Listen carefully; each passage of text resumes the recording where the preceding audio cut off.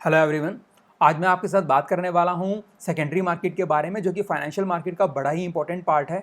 जब भी हम फाइनेंशियल मार्केट की बात करते हैं तो हम इसको दो पार्ट्स में डिवाइड करते हैं, money market and capital market. Where in money market is meant for short term investments, means investment for a year और लेस देन ए ईयर, और capital market is meant for long term investment. मतलब कि अगर आप 1 year से ज़्यादा time के लिए अपना पैसा इन्वेस्ट करना चाहते हैं then you should go for capital market. Capital market को फर्दर हम दो पार्ट्स में डिवाइड करते हैं, primary market and secondary market. Primary market क्या है? जहां पर ब्रांड न्यू इंस्ट्रूमेंट्स में डील किया जाता है। मतलब कोई कंपनी वेरी फर्स्ट टाइम कोई इंस्ट्रूमेंट डायरेक्टली जनरल पब्लिक को अगर ऑफर करती है तो उसको हम प्राइमरी मार्केट बुलाएंगे। और यहाँ पे जनरल पब्लिक क्या करेगी, डायरेक्टली कंपनी से ही वो इंस्ट्रूमेंट खरीदेगी, चाहे वो शेयर्स हों चाहे क्या हो, डिवेंचर्स हों।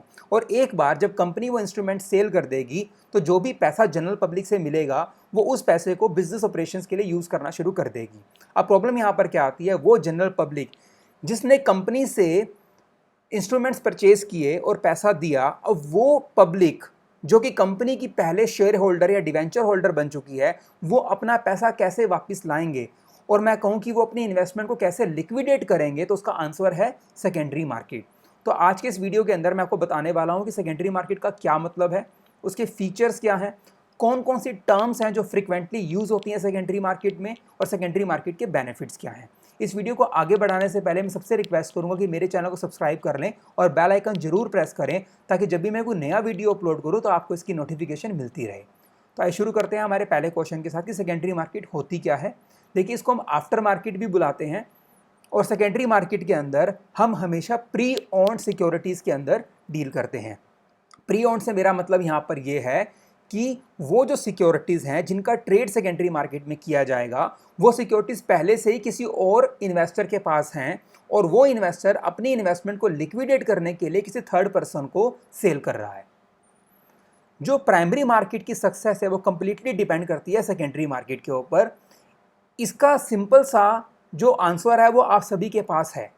आप ये सोच के देखिए कि आपको एक फाइनेंशियल इंस्ट्रूमेंट ऑफर किया जाए और आपको ये कहा जाए कि आप कभी भी अब फ्यूचर के अंदर इस फाइनेंशियल इंस्ट्रूमेंट को कभी भी किसी और को बेच नहीं पाओगे, मतलब इसको लिक्विडेट नहीं कर पाओगे, तो क्या आप ऐसा फाइनेंशियल इंस्ट्रूमेंट खरीदेंगे? तो प्राइमरी मार्केट में देखिए क्या हो रहा है, कंपनी एक फाइनेंशियल इंस्ट्रूमेंट पब्लिक को ऑफर करती है। पब्लिक जो है वो फाइनेंशियल इंस्ट्रूमेंट इसलिए परचेज करती है क्योंकि उनको पता है कि हमारे पास सेकेंडरी मार्केट अवेलेबल है और फ्यूचर में अगर उनको पैसे की रिक्वायरमेंट हुई तो वो उस फाइनेंशियल इंस्ट्रूमेंट को सेकेंडरी मार्केट में जाके सेल कर देंगे और अपनी इन्वेस्टमेंट को कैश में कन्वर्ट कर लेंगे। इस पूरे के पूरे कॉन्सेप्ट को हम ग्राफिक्स की हेल्प से समझते हैं। देखिए, हमारे पास यहाँ जनरल पब्लिक है। यहाँ पर एक कंपनी प्राइमरी मार्केट के अंदर एंटर की और उन्होंने अपने कोई शेयर्स जो थे वो जनरल पब्लिक को ऑफर किए। पब्लिक को ऑफर पसंद आया और पब्लिक ने अपना पैसा कंपनी को दे दिया और कंपनी ने शेयर्स इश्यू कर दिए। जैसे ही कंपनी को पैसे मिल गए, कंपनी तो चली गई और ये जो जनरल पब्लिक है ये क्या बन गई, फर्स्ट शेयर होल्डर। अब ये जो शेयर होल्डर्स हैं, अगर इनको भी अपना पैसा वापस चाहिए तो क्या करना होगा, इनको जाना पड़ेगा स्टॉक मार्केट के अंदर, जो कि हमारी सेकेंडरी मार्केट का पार्ट है। स्टॉक मार्केट क्या है, ये एक ऐसा प्लेस है जहाँ पे बायर और सेलर इकट्ठे होते हैं और एक दूसरे के साथ सिक्योरिटीज़ में डील करते हैं। यहाँ पर इनको क्या मिलेंगे, कोई और ट्रेडर मिलेगा जिसके पास पैसा होगा। वो जो पैसा है वो किसी शेयर होल्डर को देगा और बदले में उससे क्या ले लेगा, शेयर्स ले लेगा। तो जितने भी यहाँ पर लोग अवेलेबल हैं स्टॉक मार्केट में, हम इनको ट्रेडर्स के नाम से बुलाएंगे, चाहे बायर्स हों चाहे क्या हों, सेलर्स हों। और इस पूरे के पूरे स्ट्रक्चर को हम सेकेंडरी मार्केट के नाम से बुलाते हैं। जब हम बात करते हैं सेकेंडरी मार्केट की तो इसके कुछ फीचर्स हैं। जो पहला फीचर है वो है लिक्विडिटी। सेकेंडरी मार्केट क्या करती है, आपको एक ऐसा कॉमन प्लेटफॉर्म देती है जहाँ पे बायर और सेलर एक दूसरे से मिलते हैं और अपनी सिक्योरिटीज़ में डील करते हैं। मतलब कि आप अपने इंस्ट्रूमेंट को किसी और पर्सन को बेच सकते हो और अपनी इन्वेस्टमेंट को कैश में कन्वर्ट कर सकते हो। दूसरा फीचर क्या है, एनोनिमिटी। एनोनिमिटी का मतलब क्या है कि बायर और सेलर दोनों की आइडेंटिटी बिल्कुल एक दूसरे से अननोन रहती है, मतलब कॉन्फिडेंशियल रहती है। ऐसा क्यों होता है, क्योंकि सेकेंडरी मार्केट के अंदर बायर और सेलर जब भी एक दूसरे से डील करते हैं तो उनके बीच में होता है इंटरमीडियरी, जिसका नाम है स्टॉक एक्सचेंज। स्टॉक एक्सचेंज को ही पता होता है कि बायर कौन है और सेलर कौन है। बायर और सेलर कभी भी डायरेक्टली एक दूसरे से नहीं मिल सकते, तो जो आइडेंटिटी है वो हमेशा कॉन्फिडेंशियल होती है। प्राइस डिटर्मिनेशन, सेकेंडरी मार्केट में किसी भी इंस्ट्रूमेंट का जो प्राइस है वो कंप्लीटली इसी बात पे डिपेंड करता है कि उसकी डिमांड कितनी है या फिर सप्लाई कितनी है। अगर इंस्ट्रूमेंट की डिमांड ज़्यादा होगी तो प्राइस अप जाएगा और अगर सप्लाई ज़्यादा होगी तो प्राइस डाउन चला जाएगा। Auction market. सेकेंडरी मार्केट में होता क्या है कि बायर जो होता है वो अपना प्राइस मेंशन करता है जिस पे वो किसी भी इंस्ट्रूमेंट को खरीदना चाहता है, और क्वांटिटी मेंशन करता है जितनी भी वो फाइनेंशियल इंस्ट्रूमेंट खरीदना चाहता है, मैं 10 share, 20 share, 50 share, 100 share. Similarly seller भी अवेलेबल होता है, वो भी अपना एक प्राइस कोड करता है जिस पर वो अपने इंस्ट्रूमेंट को सेल करना चाहता है, और क्वांटिटी मेंशन करता है जिस पर वो जितने वो इंस्ट्रूमेंट को सेल करना चाहता है। अगर उनका प्राइस आपस में एक दूसरे से मैच कर जाता है तो आपस में क्या हो जाता है, डील फाइनल हो जाती है और ऑर्डर एग्जीक्यूट हो जाता है। कुछ टर्म्स है सेकेंडरी मार्केट में यूज़ की जाती हैं, जो हमारे पास पहले दो टर्म्स हैं वो बिड प्राइस और आस्क प्राइस। जैसा कि मैं आपको अभी बता रहा था कि बायर अपना एक प्राइस मेंशन करता है जिस पर वो किसी भी इंस्ट्रूमेंट को खरीदना चाहता है, तो बायर के प्राइस को बिड प्राइस कहा जाता है। सिमिलरली सेलर भी प्राइस मेंशन करता है जिस पर वो किसी भी इंस्ट्रूमेंट को सेल करना चाहता है, हम उसको आस्क प्राइस बुलाते हैं। हमारे पास दूसरा जो टर्म है वो है कॉन्ट्रैक्ट नोट। जब भी आप किसी भी सिक्योरिटी के अंदर डील करते हैं तो उस ट्रांजैक्शन के फाइनलाइज होने के बाद आपको एक रिपोर्ट दी जाती है जिसके अंदर कंप्लीट ट्रांजैक्शन का रिकॉर्ड होता है कि आपने कितने इंस्ट्रूमेंट सेल किए या परचेज किए, किस प्राइस पे बाइंग और सेलिंग हुई, उसके ऊपर कितना आपको कॉस्ट आया, खर्चा आया, वो पूरी की पूरी डिटेल जो आपको दी जाती है, इसको हम कॉन्ट्रैक्ट नोट के नाम से बुलाते हैं। इंट्राडे ट्रेड क्या होता है? देखिए, जब आप with in a day trade करते हैं तो हम इसको इंट्राडे कहते हैं। इसको एक एग्जांपल से समझते हैं कि मंडे को आपने 10 ओ क्लॉक एक शेयर को खरीद लिया और मंडे को सेम डे ही आपने 2 बजे उस शेयर को मार्केट में सेल कर दिया, तो बाइंग और सेलिंग सेम डे हुई, तो हम इसको इंट्राडे ट्रेड के नाम से बुलाएंगे। हमारे पास दूसरी टर्म है डिलीवरी ट्रेड। यहाँ पर क्या होता है, बाइंग और सेलिंग डिफरेंट डेज पे होती है। एग्जाम्पल के तौर पे आपने मंडे को एक शेयर को खरीदा लेकिन आपने उसको सेल किया फ्राइडे को, तो हम कहेंगे कि ये डिलीवरी ट्रेड हो गया, क्योंकि यहाँ पे बाइंग का जो डे था वो मंडे था और जो सेलिंग का डे था वो क्या था, फ्राइडे था। फिर हम बात करते हैं ट्रांजैक्शन कॉस्ट के बारे में। जब भी आप सेकेंडरी मार्केट में किसी भी इंस्ट्रूमेंट को बाय करते हो या सेल करते हो तो फ्री ऑफ कॉस्ट नहीं होता, आपको कुछ पे करना पड़ता है इसके लिए, इसको हम कहते हैं ब्रोकरेज। मतलब जो भी इंटरमीडियरी है जिसके थ्रू आप बाइंग या सेलिंग कर रहे हो वो आपसे कमीशन चार्ज करेगा। इसके अलावा गवर्नमेंट भी टैक्स लेती है, जिसको हम सिक्योरिटी ट्रांजैक्शन टैक्स के नाम से बुलाते हैं।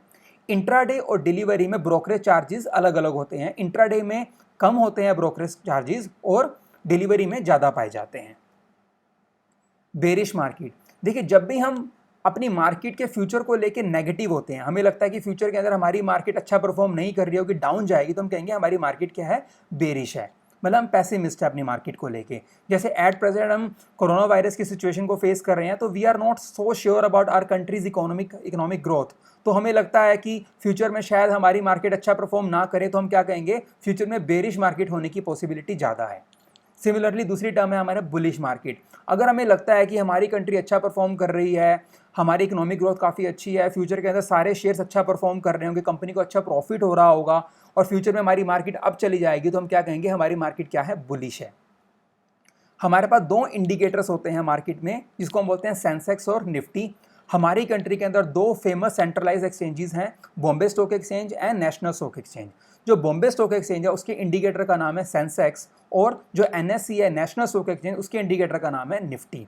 अब इनका क्या रोल है कि बीएसई और एनएसई में बहुत सारी सिक्योरिटीज रजिस्टर्ड है, और अगर मैं ये कहता हूँ कि मार्केट अप जाएगी या डाउन जाएगी, तो उसका लॉजिक क्या है कि हमारी जो एक्सचेंज है उसमें जो सिक्योरिटीज लिस्टेड हैं वो कैसा परफॉर्म कर रही हैं। अगर मैं ये कहूँ कि एनएससी में 5000 सिक्योरिटीज लिस्टेड हैं, तो क्या 5000 सिक्योरिटीज की परफॉर्मेंस को इंडिविजुअली चेक कर सकते हो? ये हमारे लिए प्रैक्टिकल नहीं है। तो यहाँ पर क्या होता है, हमारे पास एक इंडिकेटर है निफ्टी, हम इसके थ्रू ये आइडिया लगाते हैं कि हमारी मार्केट आज कैसा परफॉर्म कर रही है। अगर ये हमारे सेंसेक्स और निफ्टी ऊपर की तरफ होते हैं तो हम कहेंगे कि हमारी मार्केट अच्छी है, मतलब बुलिश है, और अगर ये डाउन चले जाए तो हम कहेंगे मार्केट अच्छा परफॉर्म नहीं कर रही, मतलब बेरिश है। अब हम बात करते हैं सेकेंडरी मार्केट के बेनिफिट्स के बारे में। सबसे बड़ा बेनिफिट क्या है, mobilisation of saving. Because of secondary market, जिसके पास भी स्पेयर मनी है वो अपना पैसा क्या करता है, किसी ऐसे पर्सन को देता है जिसको पैसे की ज़रूरत है।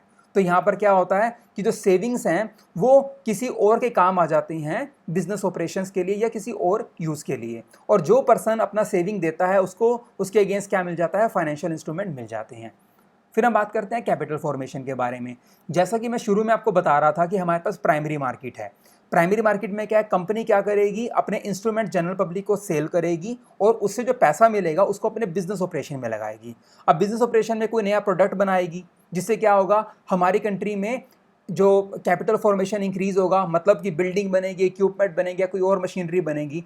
अब जैसा मैं थोड़ी देर पहले आपको बता ही रहा था कि प्राइमरी मार्केट में लोग पैसा इसलिए इन्वेस्ट करते हैं क्योंकि उनको पता है कि सेकेंडरी मार्केट में वो उसको लिक्विडेट कर पाएंगे। तो secondary market indirectly capital formation में बड़ा ही प्रोमिनेंट रोल प्ले करती है। फिर हम बात करते हैं लिक्विडिटी ऑफ इन्वेस्टमेंट के बारे में। जैसा मैंने थोड़ी देर पहले बताया, बिकॉज ऑफ सेकेंडरी मार्केट आप कभी भी जो भी ट्रेडिंग आवर्स होते हैं स्टॉक मार्केट के, आप अपनी सिक्योरिटी को सेल कर सकते हो और आप अपने इंस्ट्रूमेंट को कैश में कन्वर्ट कर सकते हो। अगला बेनिफिट है सेफ्टी ऑफ मनी। देखिए, जो हमारी सेकेंडरी मार्केट है इसको हमारी कंट्री के अंदर एक एजेंसी है SEBI, securities and exchange board of India, ये पूरा का पूरा कंट्रोल करती है। इसके अलावा स्टॉक एक्सचेंज के खुद के भी कुछ रूल्स एंड रेगुलेशन है, तो बिल्कुल सेफ है, आपको डरने की ज़रूरत नहीं है। अगर आप सेकेंडरी मार्केट में ट्रेड कर रहे हैं तो ऐसा नहीं है कि कोई फ्रॉड आपके साथ हो जाएगा। इंडिकेटर ऑफ इंडस्ट्रियल डेवलपमेंट, जैसे मैंने आपको बताया था अभी कि हमारे पास 2 इंडेक्स हैं, निफ्टी और सेंसेक्स, और ये ओवरऑल हमारी इकोनॉमिक ग्रोथ के बारे में बताते हैं। तो इसके थ्रू आप पता लगा सकते हैं कि हमारी कंट्री कैसा परफॉर्म कर रही है। अगर ये अप होते हैं तो हम कहेंगे अच्छा परफॉर्म कर रही है, अगर ये डाउन होते हैं तो हम क्या कहेंगे कि बुरा परफॉर्म कर रही है। Financial resources of public and private sector, देखिए यहाँ पर क्या हो रहा है, because of the secondary market अब यहाँ पर हो क्या रहा है कि हम फाइनेंशियल इंस्ट्रूमेंट्स एक दूसरे से ट्रेड कर रहे हैं, जिसके थ्रू क्या हो रहा है, पब्लिक और प्राइवेट सेक्टर को पैसा मिल रहा है बिजनेस करने के लिए। वो सेकेंडरी मार्केट की मदद से ही हो रहा है कि जो फाइनेंशियल इंस्ट्रूमेंट है वो एक जगह से दूसरी जगह पर ट्रैवल कर रहे हैं, और सिमिलरली पैसा भी क्या हो रहा है, वो एक जगह से दूसरी जगह पर मूव कर रहा है। तो यही था मेरा सेकेंडरी मार्केट का टॉपिक। अगर आपको ये टॉपिक अच्छा लगा हो तो प्लीज़ इसको लाइक एंड शेयर जरूर कीजिए, और मेरे चैनल को सब्सक्राइब करना ना भूलें, एंड बेल आइकन जरूर प्रेस करें ताकि जब भी मैं कोई नया वीडियो अपलोड करूं तो आपको इसकी नोटिफिकेशन मिल जाए। Thank you so much for watching.